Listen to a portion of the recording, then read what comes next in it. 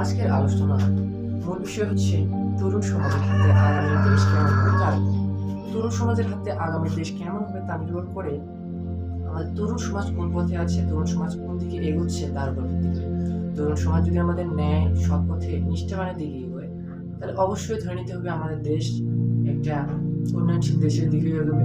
আর যদি আমাদের তরুণ সমাজ নেশাগ্রস্ত হয়ে বিভিন্ন প্রকার খারাপ এবং দুর্নীতি কাজে লিপ্ত থাকে, তাহলে ধরে নিতে হবে আমাদের এই সমাজ অবশ্যই এক অন্ধকার ভবিষ্যতের দিকে এগোচ্ছে।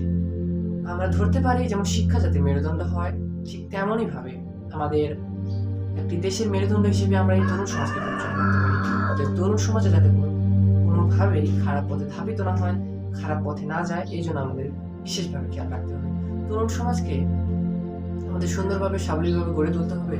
একটা পরিবার থেকে যখন একটা যুবক কিশোর বয়সে আসে, তখন থেকেই আমাদের তরুণ সমাজের প্রতি খেয়াল রাখা উচিত। কারণ তরুণ সমাজকে আমরা যদি সুন্দরভাবে গড়ে তুলতে না পারি, তাহলে কিন্তু আগামীর দেশ আমরা অবশ্যই এক অন্ধকার অন্ধকার অবস্থাকেই দেখব।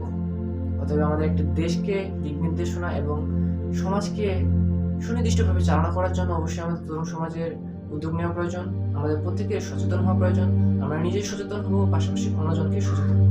এই সচেতনতা গড়ে তোলার মাধ্যমেই আসবে আমাদের সার্থকতা, আসবে আমাদের সফলতা।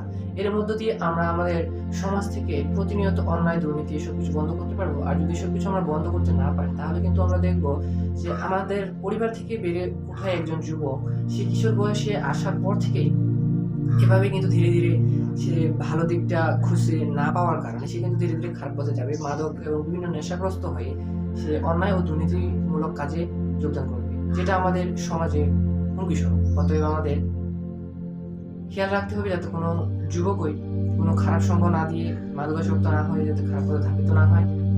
অবশ্যই যাতে তার চলাফেরা ভালো থাকে, মার্জিত থাকে। একটা কিশোরকে সুনাগরিক গড়ে তোলার মাধ্যমেই আমরা আমাদের সার্থকতা খুঁজে পাবো। কারণ একজন সুনাগরিকই জানে যে একটা দেশ কিভাবে পরিচালনা হবে, দেশের প্রতি একজন নাগরিক হিসেবে আমাদের কি কর্তব্য, কি করা উচিত, এইসব বিষয়ে প্রাসঙ্গিক সকল ধারণা আমাদের তরুণ সমাজে থাকে, অর্থাৎ সুনাগরিকদের থাকে।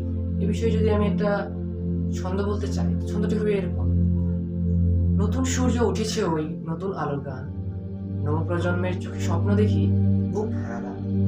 আগামীর এই সোনার দেশে ফুটবে জ্ঞানের ফুল, মেধায় হবে বিশ্বজয়, থাকবে না কোনো ভুল। কৃষি শিল্পে বিপ্লব হবে নতুন নতুন ধাপে, গর্বমরা সবুজ দেশ এগিয়ে যাবে মাপে। শিক্ষা হবে সবার তরে, বিজ্ঞান হবে সঙ্গী, গর্বমরা সুখের জীবন, থাকবে না কোনো জঙ্গি।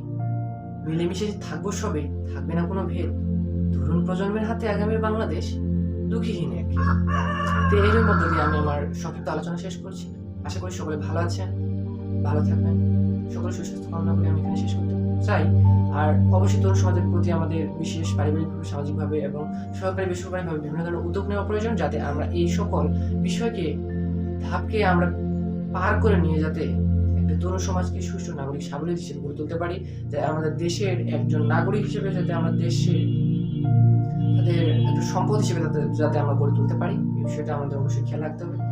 অবশ্যই আমাদের কোনোভাবে দুর্নীতি বা খারাপ কাজে লিপ্ত হওয়া যাবে না। আমাদের নিজে সচেতন হতে হবে, পাশাপাশি আমাদের বন্ধু বান্ধব, পাশাপাশি আমাদের সহগোষ্ঠী এবং সকলকে আমাদের সহযোগিতা করার মাধ্যমে আমাদের দেশকে, আমাদের সমাজকে এগিয়ে নিয়ে যেতে হবে, দুর্নীতিমুক্ত রাখতে হবে।